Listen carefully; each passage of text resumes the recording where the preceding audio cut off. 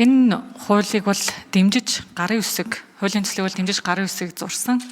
Тэгээ шалтгаанаа хэлээд бас тодруулаад нэг мэдээллийг гишүүдэд нийгэмд бас хүргээсэй гэсэн үднээс асуулт асууя. Тэгэхээр түрүүн бас одоо самбогшин хэллээ л дээ нөгөө эрүүл гэр бүлээс эрүүл хүүхэд нийгэмд бэлтгэгдэж гарнаа гэд. Тэгээ яг одоо өөр өсвөр насны хүүхэдтэй яг тэр өсвөр насныхны тэр хийж байгаа дадал зуршилт нь нэлээд тийм соргог ханддаг хүний хувьд гэр бүлээсээ нэг хүмүүжил аваад бас найз нөхдөс аваад байна. Тэгээ зөвөр ингээд дам сонсоод ингээд харж байхад болохоор одоо энэ электрон тамхиг сурагчид ингээд гуйлж гэж ярьдаг те. Мөнгөө нийлүүлээ 5-6-аар авд юм байна. Тэгээ тэрийг ингээд хувааж татаад байдаг. Тэгээ одоо яг энэ тамхины энэ хуулийн дээр ч гэсэндээ бичсэн байгаагаар бол электрон тамхи хэрэглэдэг өсвөр насны хүүхдийн дунд судалгааны ингүүд сэтгэл готрал байна. Анхаарал нь төвлөрөхгүй байна. Ой тогтоолт нь муудаад байна. Өөрийгөө хянаж чадахгүй байна гэдэг байхгүй. Тэр өсвөр насныханд энэ мэдээллийг л тэр түрүүний номын гишүүний хэлснээр соёнгийн гэрүүлэх ажлыг л илүү хийж өгөх ёстой юм шиг байна. Тэг өнөөдөр очиод хэллээ. Маргааш тэр муу дадал зуршил нь солигдчихно гэсэн үг бол биш баг. Нэг тийм үе шаттай ажил хийгдэх ёстой. Тэгээ зөвөр одоо ингээд гишүүдийнхээ асууж байгаа асуулт, хариулж байгаа хариултуудыг сонсох нэ. Одоо яав ингээд татвар нэмэгдчихээр мэдээж электрон тамхины үн өсчихнө. Тэнгүүд 5-6 сурагчид одоо нийлээд нэг электрон тамхиг авдаг байсан бол 10 сурагч нийлээл авч байгаа.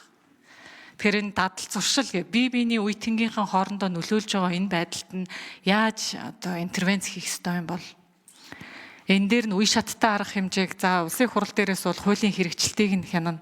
Засгийн газар болохоор яг бодоо газар дээр нь бүх асуудлуудыг нь зохион байгуулах бах. Тэгэхээр одоо дагаад эсвэл тийм үүрэгжүүлсэн улсын хурлын тогтоол орох ёстой юу? Өөр бас нэг юм мэдээлэл байгаа байхгүй. Тамхинаас шалтгаалсан нас баралт жилд 4300 байна гэд. Зөвхөн одоо жижиг донд нэг сумыг одоо Монгол улсад байгаа сумын жишээгээр авах юм бол 2 сумын одоо 2000 хүнтэй сум дундаж үзэх юм бол 2 сумын хүн амт ирчихтэл нэг жилд тамхинаас үүдэлдэг нас орж ийна гэсэн үг.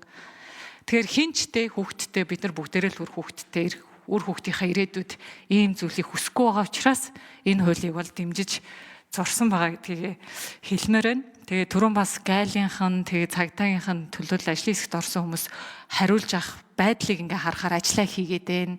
Болоод байна. Тэр гайлын кодуудыг нь хийгээд байна л гэдэг. Тэгсэн мөртлөө энэ зөвшөөрөлгүй тамхины далд худалдаа тамхины хяналтын тухай хуулийн зөрчлийн 83.3%-ийг эзэлж байна гэд. Одоо бүх гишүүдийн ширээн дээр ирсэн тамхигүй маргаашийн төлөө төрийн бус байгууллагын энэ дүгнэлтэн дээр бол бичээд ирсэн байгаа байхгүй юу. Тэгээд эдний энэ төрийн бус байгууллагын хэлж байгаа нь далд худалдаа нь илүү гаарчин штэ. Одоо татвар нэх болцсон юм чинь ингээд тэгээд.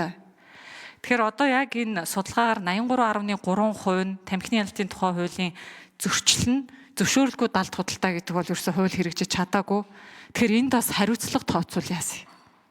Тэгээ энэ гайлынханд хариуцлага тооцох хэрэгтэй шүү дээ. Яаж чадж гинэ? Яаж энэ үр хүүхдүүдийн ирээдүй ингэж баллаж чадчаа? Цагдаагийнхан чадлаа.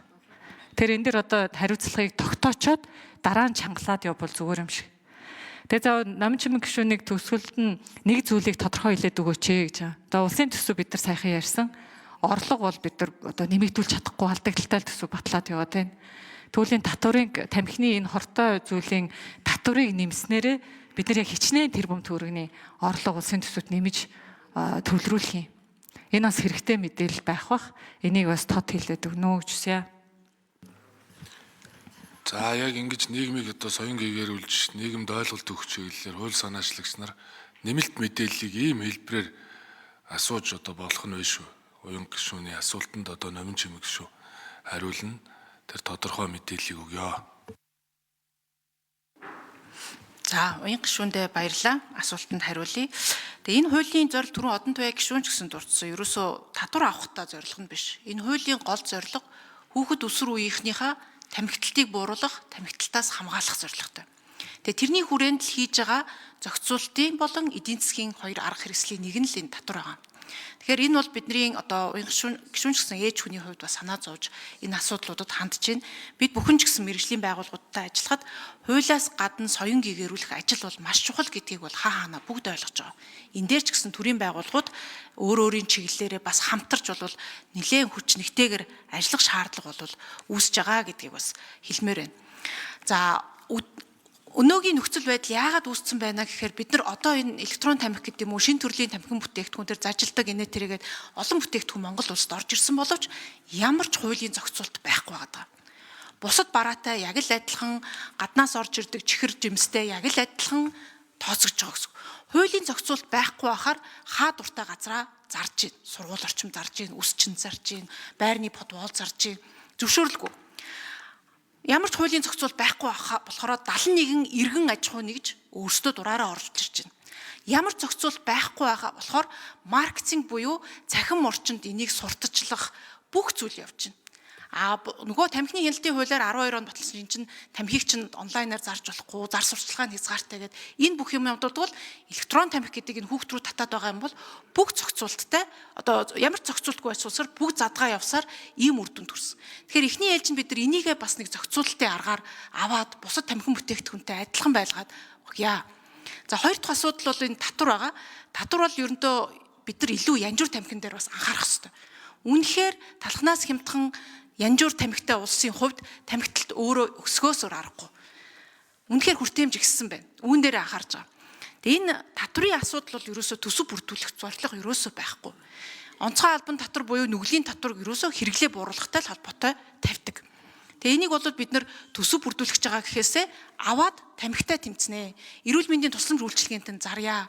Хүүхдүүдийнхаа ерөнхий боловсролын сургуулийн хүүхдүүдийн шимт хичээлтэй хоол ундаар хангахад нь зарцуулъя. Одоо бол бага ангийн хүүхдүүдтэй өгж байгаа. Дунд ахлах ангийнхныхаа хайцсан байгаа. За 3 дугаарт нь донтолттой, хорцуршилтай тэмцэх үүнийг үүсэхгүй хамгийн үр дүнтэй арга бол чөлөө цагаа зөв өнгөрөх спорт. Бид нар хүүхдүүдийнхаа спортын, сургуулийн спортын газрыг авцсан. Хүүхдийн тоглоомын талбайг нь авчаад хүүхдүүдэд зөв хүмүүжүүлж зөв өсгөнө гэж яаж хэлж чадах юм бэ? Энэ мөнгөө тэгэхээр спортын дугуйлан хүртээмж, барилга байгууламжийн хүртээмжид зарцуулъя л гэсэн ийм зорилттой орж ирж байгаа. За үнийн дүнгийн хувьд мэдээж энэ дээр татврын газрынхан болон сангийн яамныхан тооцоол хийсэн байгаа. Гэхдээ энэ бол төсөв бүрдүүлэх ямар ч зорилгогүй шүү гэдгийг бас. За баярлалаа. Цагаан хүүгийн Идэрбат